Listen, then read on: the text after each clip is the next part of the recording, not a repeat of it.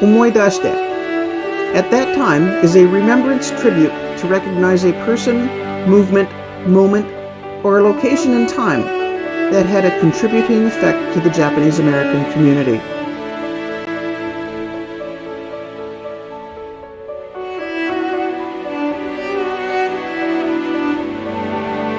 During the midst of the Great Depression in March of 1936, a historical and iconic picture was taken by a woman named Dorothea Lange. Little did she know, the picture she was about to take would become one of the most famous pictures of the 20th century. This picture would be known as The Migrant Mother, a portrait of Florence Owens Thompson, a mother of 7 taking shelter at a camp in Nipomo, California. This photograph would cause a ripple effect that would shock the nation. Lange would show this picture to her editor of the San Francisco newspaper. The editor immediately reported the matter to the federal government.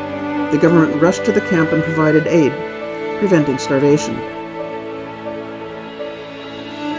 Lange's photograph would not only save lives, but go on to inspire John Steinbeck's The Grapes of Wrath.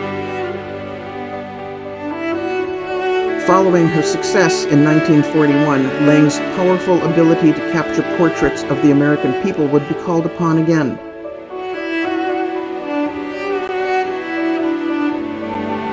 This time by the WRA, the War Relocation Authority, a government agency established to relocate the Japanese American community during World War II.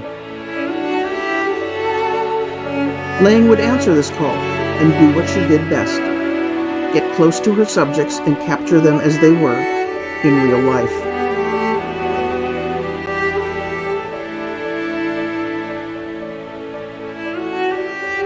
She would start by taking photographs of the forced evacuation of the Japanese community, enforced by Executive Order 9066. Her work began on the west coast of California and eventually fixated on the MANZANAR internment camps.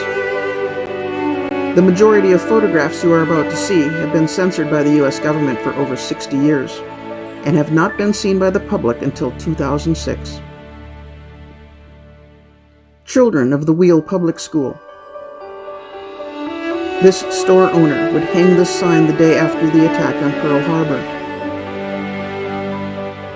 Members of the Mochida family awaiting an evacuation bus.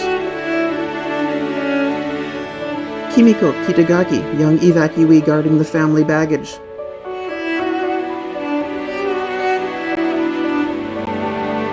This assembly center had been open for 2 days. Busload after busload of evacuated persons are arriving on this day. Barracks for family living quarters. These were formerly the stalls for racehorses.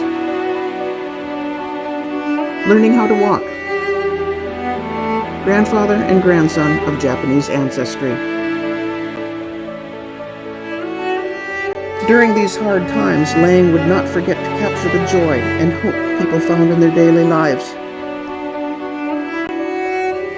Baseball players in a huddle. This game is very popular, with 80 teams having been formed to date. Evacuee boy, reading the funnies. Evacuee in her hobby garden, which rates highest of all the garden plots. Evacuee girls practicing the songs they learned in school prior to evacuation.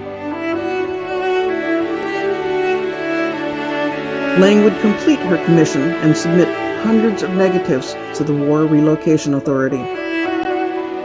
Unlike her iconic photo from 1936 that saved people from starvation, her 1942 photographs were hidden from the public eye. Approximately 97% of Lange's negatives from this collection were impounded by U.S. Army censorship. They were never published. Not even Lange was allowed to print her own photographs.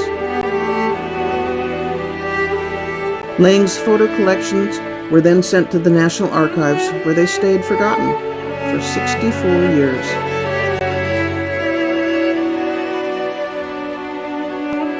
Lange would pass away in 1965 at the age of 70 without ever seeing her most powerful work published. In 2018, 5 small prints, 4 by 6 inches from Lange's collections, were found and went on auction. It is speculated that Lange herself may have developed these prints. These 5 photos have been appraised at a value of over $45,000. Many photographers would follow Dorothea Lange's footsteps, but as an art form.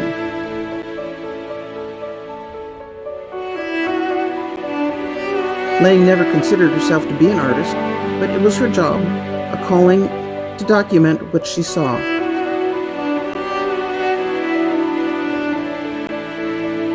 Consequently, Lange would be attributed to creating a new profession called photojournalism. Today, we pay tribute to Dorothea Lange's 1942 work towards the Japanese American community. Omoidashite.